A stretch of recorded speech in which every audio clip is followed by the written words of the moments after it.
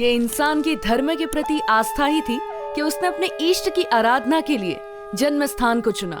वो आज मंदिरों के रूप में हमारे सामने है। इनमें कई मंदिर ऐसे हैं जिनमें स्थापित विग्रहों का संबंध पौराणिक कथाओं से है।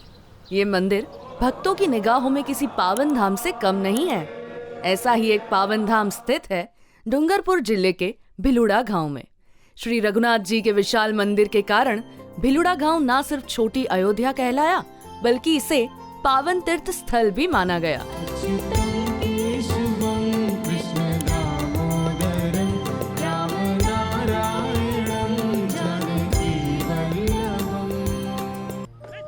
डूंगरपुर की सागवाड़ा तहसील से 8 किलोमीटर दूर बांसवाड़ा मार्ग पर स्थित भिलुड़ा गांव माही नदी के मुहाने पर स्थित है।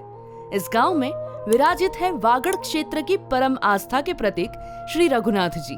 श्री रघुनाथ जी के पावन स्थल की विशेषता है कि जहां आमतौर पर भगवान राम का विग्रह श्वेतवनी होता है, वहीं भिलुड़ा के रघुनाथ जी श्यामवनी है।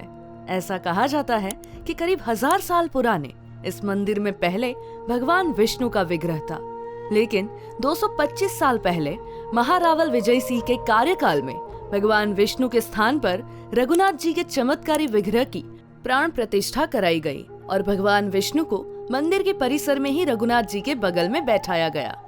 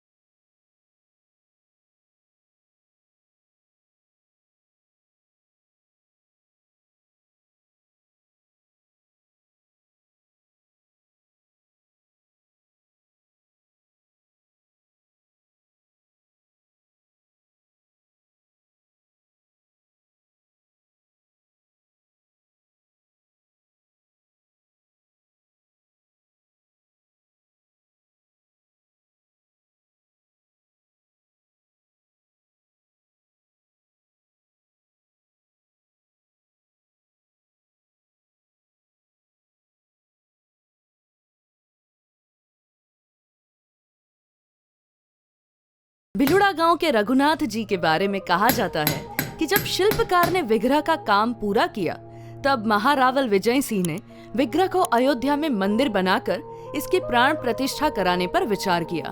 अपने सेवकों को विग्रह अयोध्या ले जाने का आदेश देकर वो सभी इंतजाम कर अयोध्या चले गए। रघुनाथ जी के विग्रह को बैलगाड़ी में रखकर अयोध्या ले जा रहा था। रात होने के कारण भिलुड़ा गांव में विश्राम करने के लिए सभी रुक गए। इधर उसी रात महारावल को स्वप्न में निर्देश मिले कि मूर्ति की स्थापना वहीं होगी जहां मूर्ति ने रात्रि में विश्राम किया है।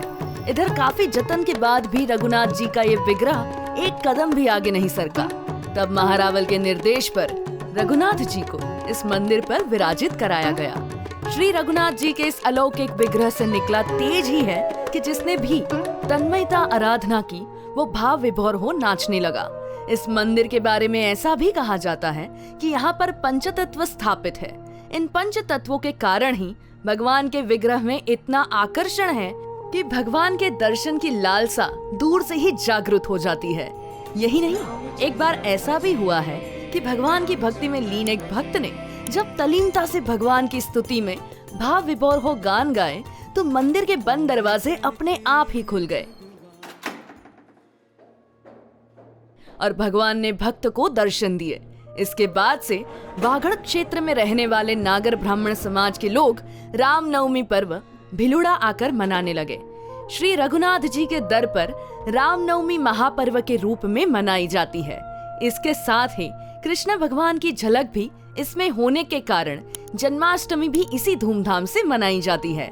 इसी दिन भगवान के हाथों में जब बांसुरी होती है तो लगता ही नहीं है ये विग्रह भगवान राम का है। इस पावन धाम के बारे में कहा जाता है कि वो पावन धाम है जहाँ भक्त की हर मनोकामना पूरी होती है।